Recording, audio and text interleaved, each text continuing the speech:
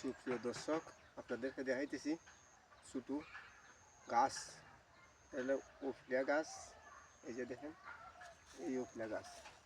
অনেকেই এই উফলা গাছের গুটা, এই যে দেখেন এগুলা কিন্তু খাইতে কিন্তু অত্যন্ত সুস্বাদু উফলা গাছের গুটা।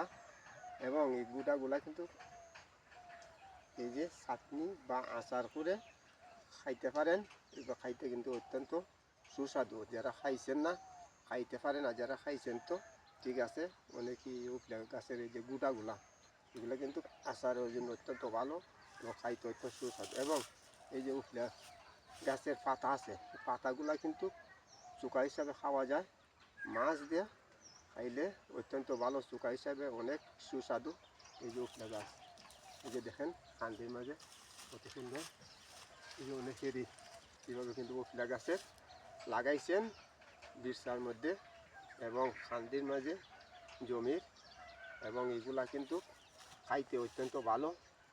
এইগুলা আচার, চাটনি এবং মাছের দেয়া চুকা খাওয়া যায়, অনেকে খাইতে পারেন। সবাই ভালো থাকেন, সুস্থ থাকেন। আসসালামু আলাইকুম।